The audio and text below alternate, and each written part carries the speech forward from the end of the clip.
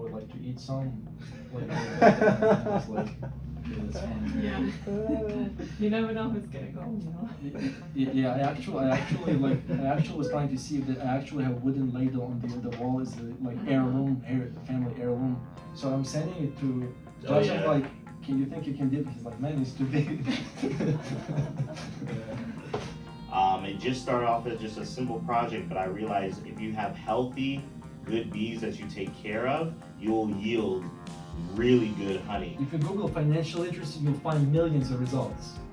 But this is the level that's often missed, accounting literacy. You don't have to sweat it.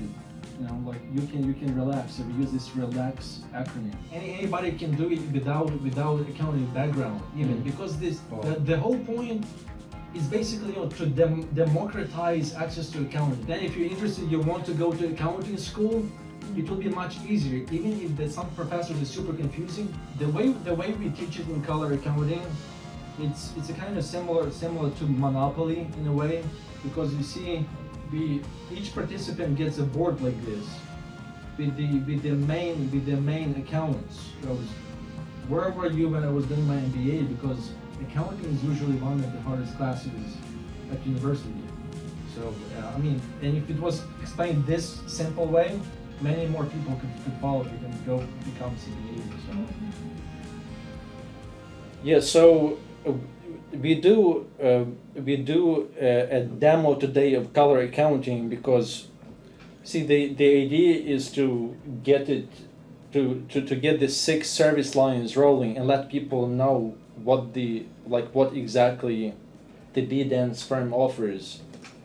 So the firm is called the B-Dance because the idea with the bees is that once they detect the source of honey, once they detect the source of nectar, they would fly back to the other bees and would indicate them with the dance. They have different types of dances, and each of those dances indicate the trajectory of the movement towards the source of honey.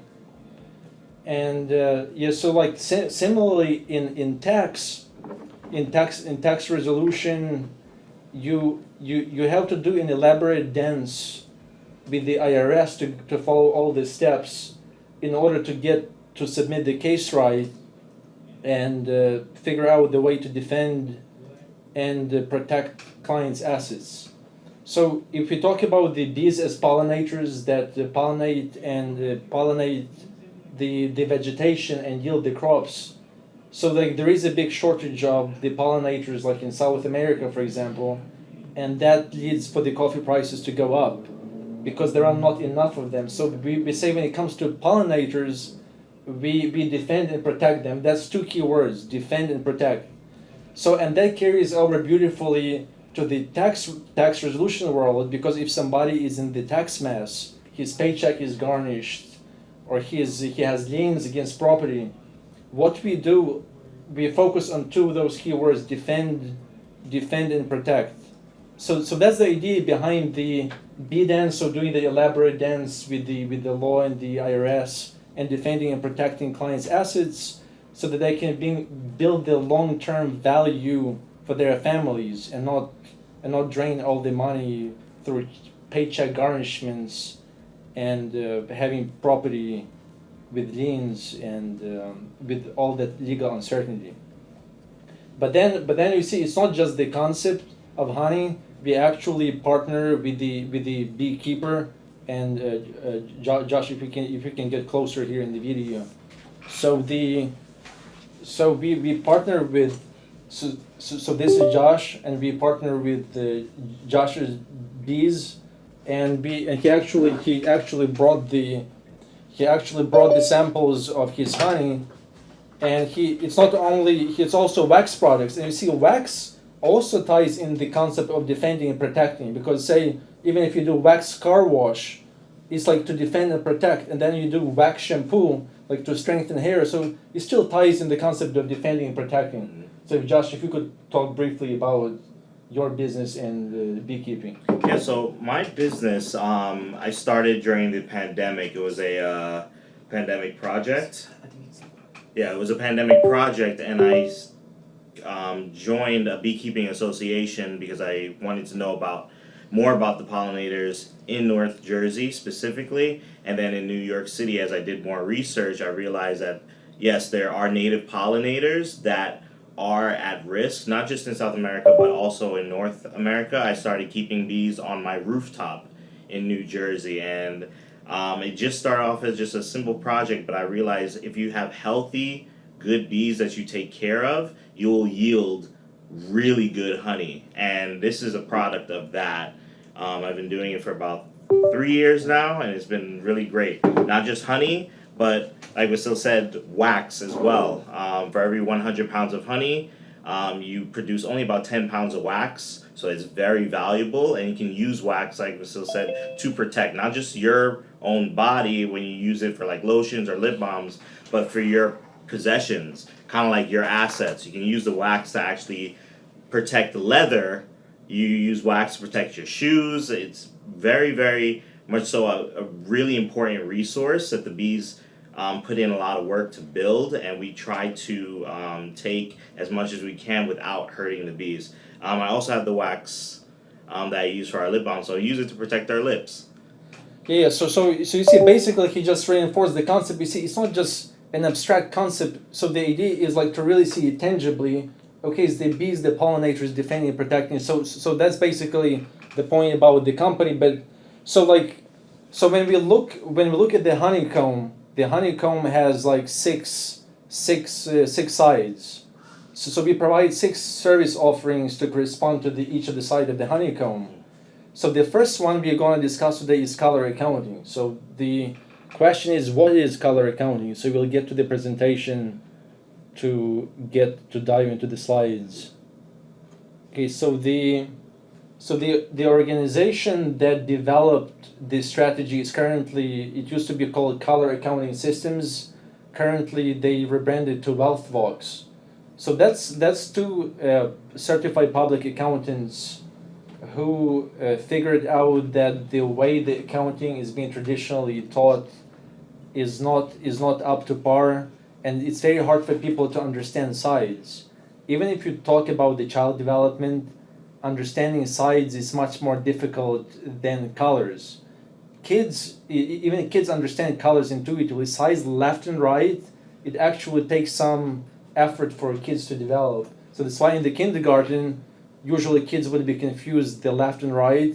So they have rhymes here in the United States that say with left I love, with right I fight, just to give people a rhyme, because it's hard to follow sight, especially for kids. But for colors, it's much easier to understand and follow. So these 2 accounting guys, one from Australia and one from South Africa back in 1999, said let's use color to explain accounting. So they say we use green for debit and orange or yellow for credit. And the question is why? Why green for debit?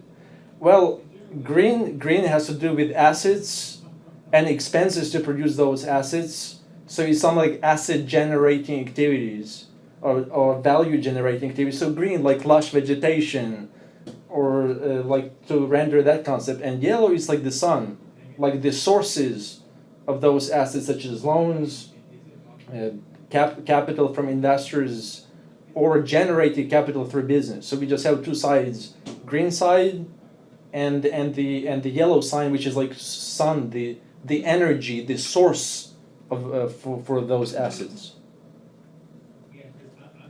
So this model builds on 3 elements: language, structure, and mechanics. So language basically is terminology, because accounting terminology can be very confusing. So it's really delving into terms and definition of those terms, because we got to define the terms first.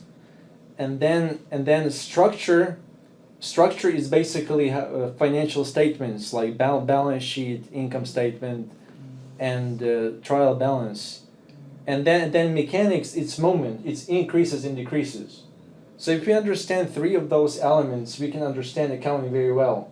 But we got to start with the language, because a lot of people will think, what does accounting have with language? But language is everything in accounting, because unless you get that part, the definition right, you'll get it wrong. Because accounting is much more about concept than about numbers. So hence, language, structure, and mechanics are movement, up and down. The way the system looks, so going back to what I briefly touched on in the beginning, so you see how we have the green side, uses of funds, here's assets and expenses, and then on the right we have sources of funds, and that liabilities, obligations to creditors, equity, obligations to owners, and revenue and income, which is generated, like what the entity itself generates. That's another, the third source of funds. And here expenses are called value sacrificing activities, and revenue is defined as value generating activities. So if you think about the business conceptually, we talk about the constant tension between value generation and value destruction. So like that's what managers and business owners really struggle, is like we go through the tension to generate value, but we got to have expenses to invest in business and grow it. So we go through the constant tension to make sure at the end of the year we post profit. And it's going through a lot of tension to make that happen, to ensure value generation actually exceeds value destruction at the end of the year. And you can see here to the side, you see how this part, the lower part, is called statement of performance, and the upper part is called statement of position. Statement of position, it's a balance sheet, and this one is current activity. So good example for that would be to say that whatever, like say if you have a farmer, and whatever a farmer get the current year crops of the farmer, he has to invest a lot of work, which would be like value generating activities to yield crops. And he can use fertilizers, which will be like expenses here in this side. So that will be statement of performance. That will go in this lower part. So here the revenue and expenses together make statement of performance, like current year activity, current period activity. Here the top part, statement of position, it's in this position of the year, where do we stand? So it's similar to the barn concept. So it's not only current year activity, but everything collected in the barns today. That's the balance sheet. The way we teach it in color accounting, it's a kind of similar to monopoly in a way, because you see, each participant gets a board like this with the main accounts, and there are these stickers, green or yellow stickers. And then we have different scenarios, like the business consultant, somebody made revenue, but he incurred such expenses. So we have different business scenarios, and based on those scenarios, workshop participants are taking the stickers, and then they are writing numbers on them, and they literally stick them behind those rectangles on this board. It's called basis board. And the reason it's called basis, you see if you look here at basis, it stands for balance sheet and income statement. So basis. So first BA is for balance sheet, and IS for income statement. The most important word in accounting and law is basis. So it's like, what is your basis? Meaning like evidence, and it's like, what are you basing it on? So you see, like, it's a very appropriate term going back to language. It's like basis, super important, the most important concept in taxation, then accounting and also law, but it's also using it as an acronym, balance sheet and income statement. So that's a double entendre of it. So here it's more fleshed out. So you see like assets going back, assets and expenses are green. And you see here is like on the right we have orange for the sources of funds. You see here is like profit, but you see how profit is in purple and this part around is in purple? Well, that's the third color. The reason we show it this way, because it's like an umbilical cord between the income statement here below to this part about, and the reason it's in royal purple, because it's the most important task of the company to generate profit through the attention we were talking about. Because it's so hard to post profit at the end of the year. That's why it's in royal purple, and we show the connection. Well, at the end of the year, the profit generated here from the bottom section will flow into the balance sheet to show the cumulative activity.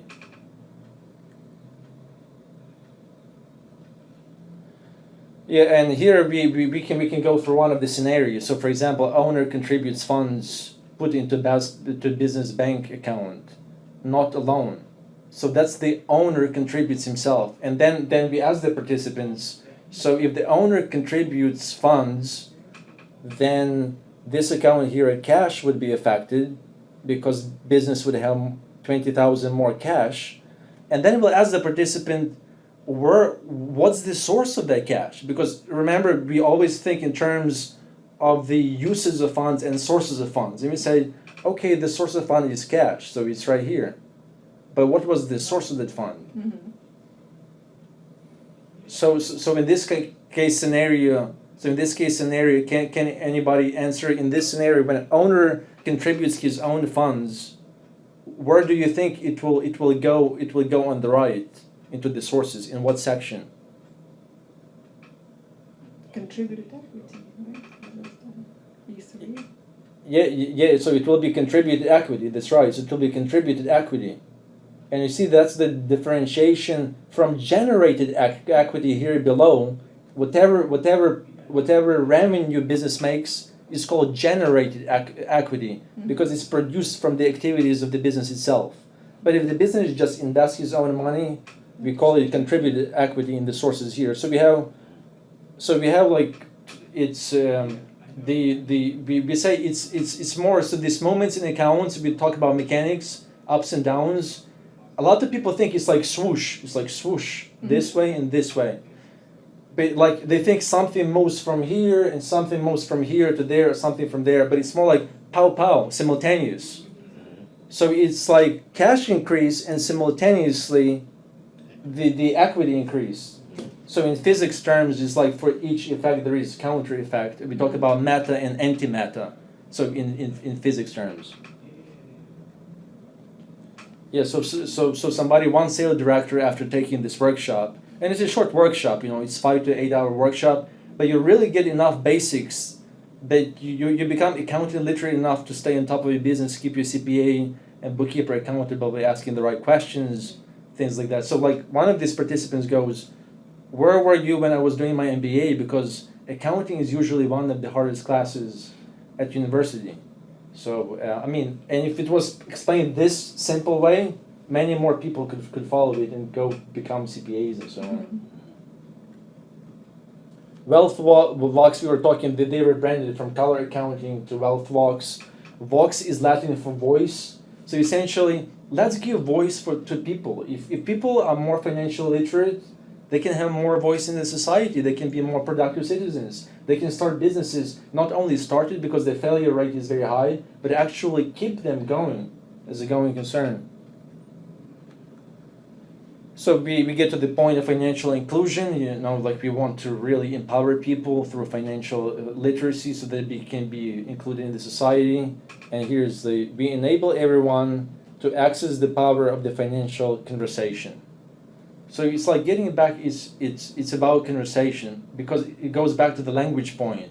Because even if you have a conversation, it's like, I can be communicating something, but if it's not coming across what I intended to communicate, it's off. So we must agree on the definition. So going back to the language point, it all starts to be the conversation.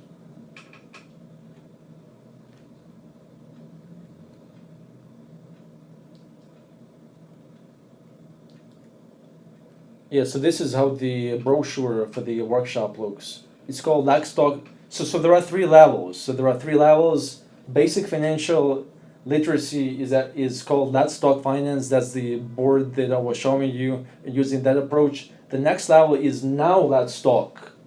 It's more about financial ratios, analyzing key performance indicators of the business. And the third one is called Now Let's Keep on Talking. So it's basically creating accountability frameworks for the businesses. So meeting with the business owners regularly, like once a month or so, for productive conversation to help them stay accountable. So they may say to me as a consultant, look, Vasyl, these are my goals. These are my goals for a quarter. Then my job is to meet with them and keep them accountable for actually reaching those goals. So it's three levels like that. But the one we are focusing right now is the first one, is that basis board workshop. Yeah, and this let's talk finance. The first level we talk. The conversation one is the balance sheet. So it's the top of that framework that you saw. The second one, the income statement, the bottom part of the framework. The conversation number 3 is accounting for business scenarios. It's like 20 main business scenarios. And the conversation number 4, telling a business story, putting it all together. And you see how it says like talk, let's talk finance, now let's talk, let's keep on talking, and then telling a business story, reminding us accounting is more about concepts and language. The numbers are important, but we got to see it to see it in the right context. So if you Google, if you do an experiment, you Google accounting literacy, you'll find maybe like 20,000 results. If you Google financial literacy, you'll find millions of results. But this is the level that's often missed, accounting literacy. People want to jump right here to financial literacy, and especially here at business acumen, be shrewd business managers. But you see, the disconnect happens when people don't understand this basic level. They just want to skip it right into here. That's where they miss a lot of definitions. And even AI, AI with chat GPT. So like try it, you can say like ask it what revenue is, how it defines revenue. It still says that's money received in the business. But it's not money. You see, because most people think of revenue as cha-ching when the cash register rings. But it's more of the broom, like if it's vacuum, if it's cleaning business, it's more of broom actually doing the work. If so it's the sound of activity, sound of the car for landscaping, or a lawnmower for landscaping business. There is a question in the chat. Yeah, go ahead and announce the question. Yeah, so it says, hi, thank you for the presentation. I'm a small business owner and pay my bookkeeper to do my accounting. I'm confused why I should commit my time to do color accounting if I already have a person who does my books. Yeah, it's an excellent question, because it's a matter of you. So it's understanding that you as a business owner take ultimate responsibility for checking what your bookkeeper does, because you see, when we have information asymmetry, and your bookkeeper is doing something, but you're not double checking that, you don't take full ownership. You see, again, this workshop is not gonna make you some accounting genius, but it's gonna give you the basics. It gives you the basics and tools so that you can keep your bookkeeper and CPA accountable. You can ask better questions, because usually they follow templates. They say, okay, here are your financial statements. But you're not asking all the questions you could be asking. You're not collaborating on the level you could be collaborating. So it helps you truly take responsibility as a business owner. Now, if you call the IRS and you say, the IRS agent asks you questions, and they will ask you, do you have your payroll forms with you? Do you have all the documents with you? And you cannot answer, it's like my bookkeeper has it. The agent wouldn't even want to talk with you, and they will remind you about your responsibility as a business owner, that yes, these professionals can help you, but ultimately it's your responsibility to take ultimate ownership of your financial health and keep your bookkeeper and CPA accountable. So it goes back to the principle of trust but verify. So it's empowering you, not just blindly accept, oh, he did work, and assume it's correct, but you can check it and say, hey, why isn't this account adjusted? Hey, how about this? I mean, the level of collaboration is a totally different game. Totally different game then.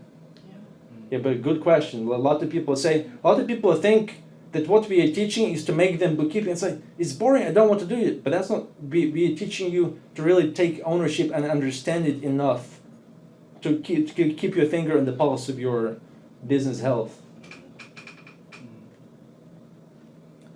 So you see, going back here at the uses of funds, it looks like a butterfly to show the symmetry and that pow principle.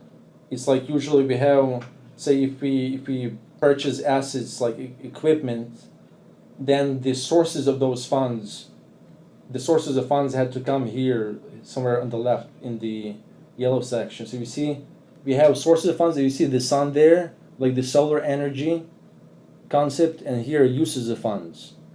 And you see, this is what we call pineapple concept, because it's balance sheet of. And a lot of business owners confuse themselves with the business entity, because business entity is a totally different entity and like totally different juridical legal person. So it's a legal person. That's what we call like the entity theory. And so we must strictly distinguish the business from the personal. And a lot of people commingle funds with business because they don't differentiate the business from themselves. They say, oh, like I did such and such, rather than say my business conducted XYZ transactions. So that's why we say pineapple. When we say pineapple during this workshop, it basically means from whose point of view are you talking? Is it from your point of view as a person, or is it from your business standpoint of view? So pineapple became like the code word for whose side. Yeah, so it's further with this board, how you actually put the stickers in. So you see, if you put the opposite color, if you put the orange into green, it will actually reduce the specific account here. But if you put the green here in orange, it would reduce the account here. In accounting, there is no positive or negative. That's a math term. In accounting, we just have numbers. We don't have dollar signs in accounting. We can put dollar signs eventually, but we call it dollarization. But generally in accounting, we just deal with numbers. We say this increase, this decrease. We don't even say, when we reduce it to a formula, we may use plus and minus, but in accounting per se, we don't even talk in terms of positive and negative numbers.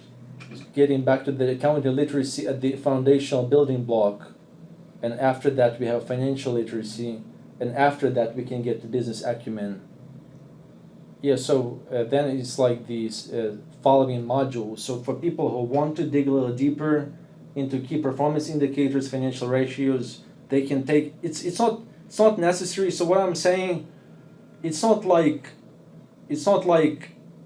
I'm selling like all these 3 levels. What I'm saying that this workshop, the foundation level, is going to be super helpful. But if you want to take it a notch further and get into ratios and key performance indicators, then there is second module called Let's Talk. Now Let's Talk.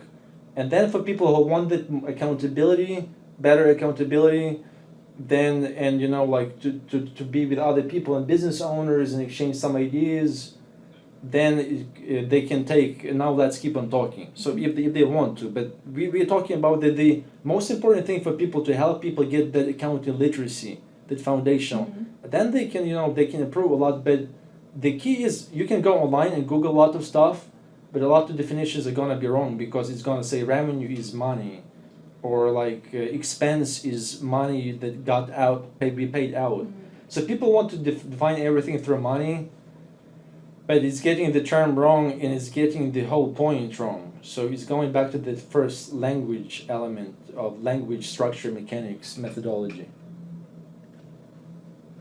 Yeah, so here's so some schools implemented it, such as like Harvard, John Hopkins. So this is a Harvard professor. That's what he says about color accounting. He says color accounting has the advantage of showing how accounting works visually. We all tend to see problems in relationships more easily visually. So color accounting approach takes advantage of how we learn most effectively.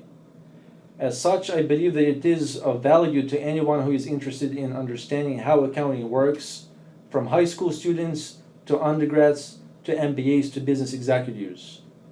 And you see, like, even my 1-year-old son, when I did, like, it's more like pow pow rather than swoosh. He just lit up and smiled, and I'm like, 1 year, Freddy can understand it, anybody can understand it. But like, really, in more realistic terms, what I'm seeing, it's more like 10 years old, like, are like pretty capable of getting it.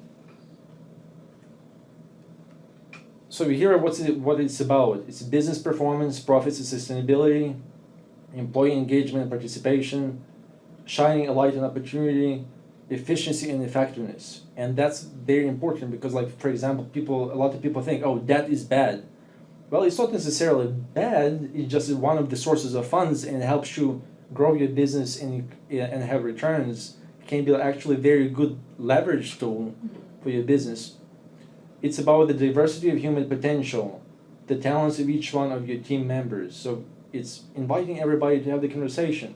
You can have very talented people on your team, but if they're not literate enough, they cannot fully participate and help the business grow because they just don't have the foundational block of accounting literacy.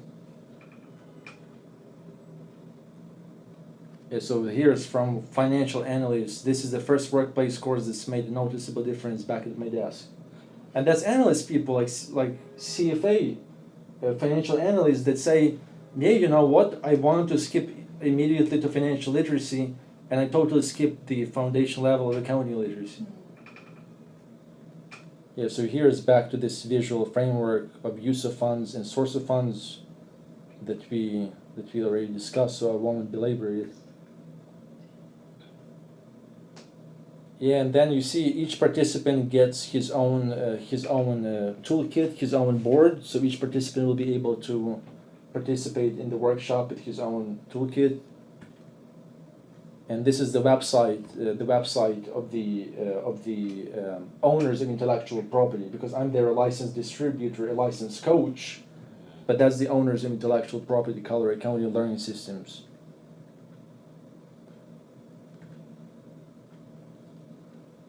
Yeah, so here's some more feedback from insurance manager in Tennessee. And yeah, I think one other thing that I will say to conclude, that what we want people to understand, that with the correct approach and methodology, you don't have to sweat it. You know, like you can relax. So we use this RELAX acronym. So BASIS was one that we studied, that we touched on. RELAX is another one. So it stands for revenue, equity, initial letters, RE, equity, liabilities, assets, and expenses. So we take X from expenses. So RELAX. So it's just five elements. When we talk about structure, it's just 5 elements, which can be summarized with the acronym RELAX. And we say, look, with the correct approach and methodology, you can relax. The more you engage and use the fun approach, then it will be much easier. Yeah, so in essence, that's how it works. I want to open it up for questions, and but that's the gist of the approach. The gist of the approach we're using. Yeah, so like pricing, wanted to mention pricing. So for pricing, for 5-hour workshop, for individuals, it's $1,000 for individual. If it's a group discussion, it's for orders of 5 and more. I provide 20% discount. If it's gonna be like corporate discussion, a company discussion, or more people are involved. So that's on the pricing level. And if you can project vasyl for people to see the board here, the name of the company and my email address. So you see, I'm also gonna type my email address in.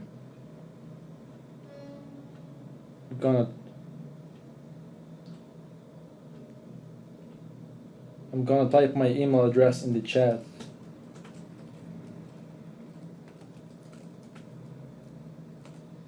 Yeah, so it's vasyl@thebdance.com, and for first 5 people, that sign up today, so like we'll ship you a jar of honey, like this. And did you say it has a ladle? Yeah, it's It has- within it actually. Yeah, it has a ladle. Pull. It's like a wine bottle cork. You see, it has a ladle here. Yeah, you see, and another point I made about this, like my last name Chochla, like means a scoop, a ladle. So anyway, you see, the point I'm making with that is, it's honey. If honey just sitting in the bottle like this, okay, just in the bottle on your shelf, it's no use. I mean, it's not fortifying your body. I mean, you're not experiencing effects. So you got to dose it in the correct ways. So you dose it like if you're making a cake or if you put it in your tea. So you got to dose it right. So that's what I'm saying to clients. It's like, look, we got to develop a tailored, custom-made strategy for you. Just because it works for this company doesn't mean it will work for you. So you got to dole it out and really use that honey like to make it any use. So like I open it for questions. You can ask any questions about the methodology, concept, or anything to that matter. I was just thinking, if the person who doesn't know anything about accounting, let's say they wanna be certified in this method, so is it possible to just jump and learn and be certified? Oh yeah, like definitely. So if you're interested in becoming a certified coach, so it's anybody can do it without accounting background even, because the whole point is basically to democratize access to accounting, because it's not some people, a lot of accountants use accounting jargons like to show how smart they are, just use these complicated terms and words, and this concept is say, look, let's empower anybody who wants to be accounting literate, which is a foundational block of financial literacy and then business acumen. So anybody can take certain classes. There is a process. I mean, it takes several months to go through the process, but anybody can do it. Anybody can become a coach. You have to take the test after. Yeah, you have to do certain tests and trial presentations, because you're representing the brand, and then you get licensed. You sign agreement, distributor, and as a facilitator, if you want, you can be either strictly distributor or distributor and facilitator if you like to teach also. So there are multiple options available. Got it. Yeah. When was this company founded? So it founded in 1999, but it was founded more about more academic people. So because academic people don't do the best job with sales. So as you see, institutions, I gave example like Johns Hopkins, Harvard.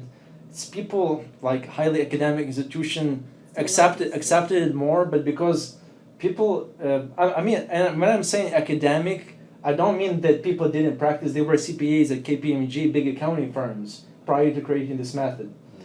But they just not like natural salespeople, so they are not like pushing it on people, and because of that, it didn't reach like wide dissemination levels because of that. But the company has been really since 1999. Yeah. So like we are actually in the main markets of the globe. It's except South America, but the plan is to have representatives and distributors there too.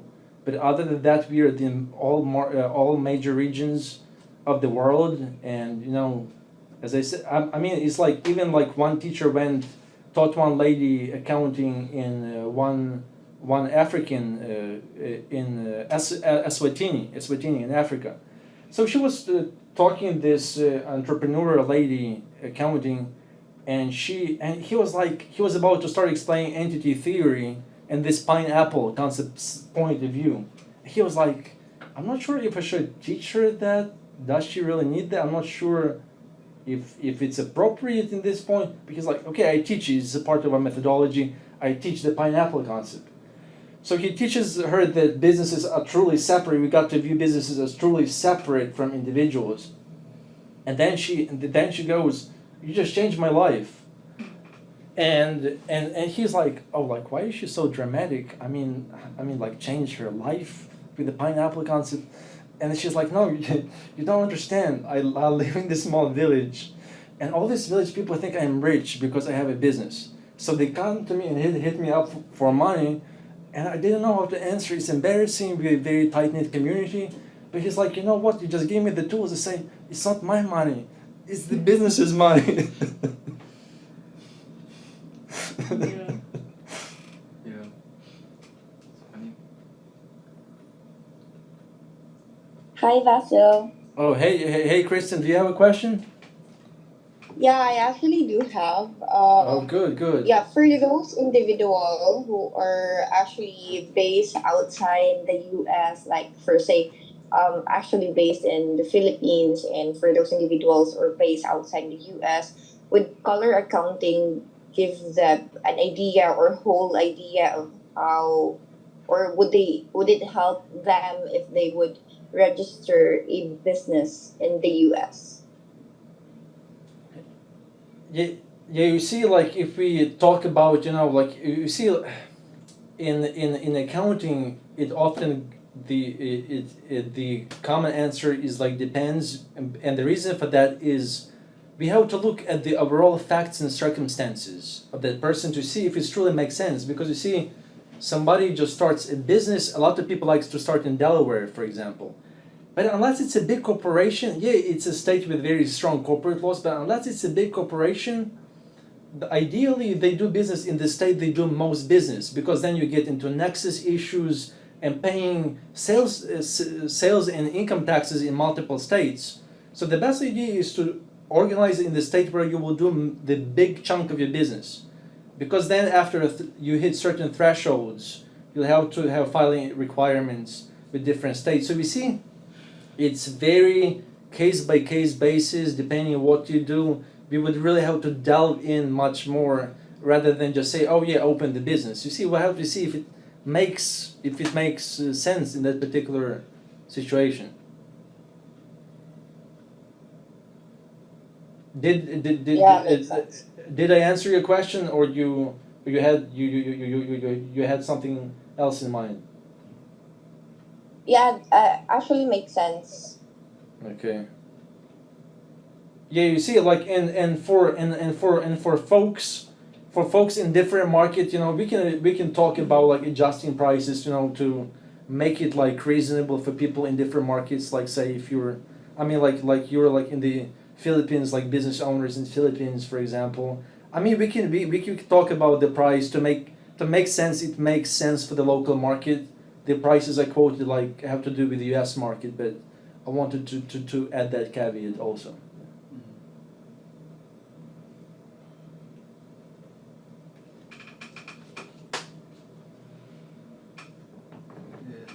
There's just another question.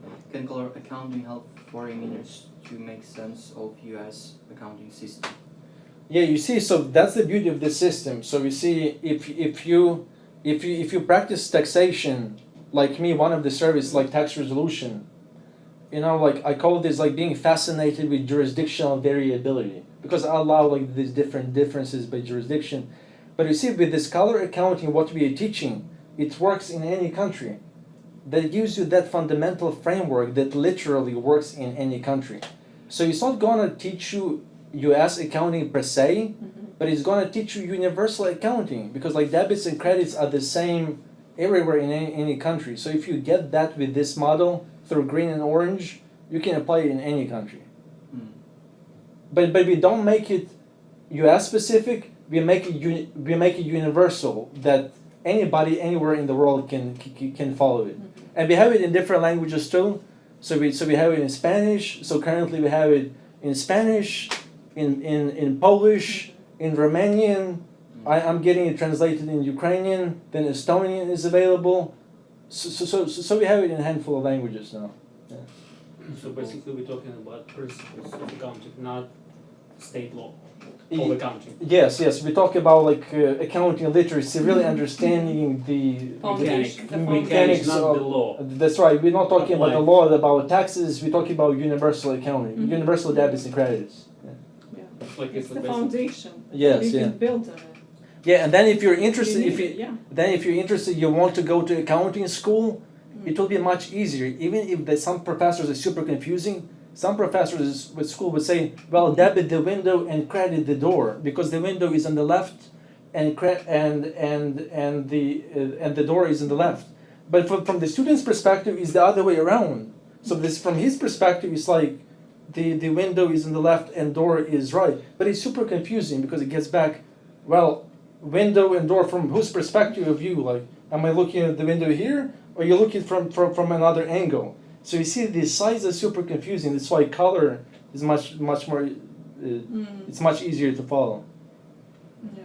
Well, guys, we're not gonna belabor it or waste anybody's time. If no questions, you guys get the gist of it. So that's the first series. I can do this demo anytime. So like, if you know somebody for whom it may be of use or value, I can do this demo anytime. And then if you're interested, we can get the workshop going. We can do it in as few as 5 hours. Can you imagine 5-hour investment, 5 hour in some financial commitment too, and it's really gonna help you propel your business. Really improve the business survival rate. Anyway, thank you guys for coming. It was a pleasure to be here with you all, and let's stay in touch. I have the Facebook channel, the BDance YouTube channel, so feel free to Google it. When you Google the BDance tax, my company is the only one that's gonna pop up there, so you'll find it right away. Yeah. Is there like next events sometime? Oh yeah, so we have it's a series of 6 events to each side of the honeycomb. So the next one is gonna be on tax credits, then the third one on access to capital, then the fourth one on the outsourced CFO services, then the fifth one on financial and tax due diligence, and then another one would be on tax resolution, on solving tax cases, overdue tax cases, back taxes and things like that. Yeah. Anyway, thank you guys. Thank you for coming. Let's stay in touch. All right. Right.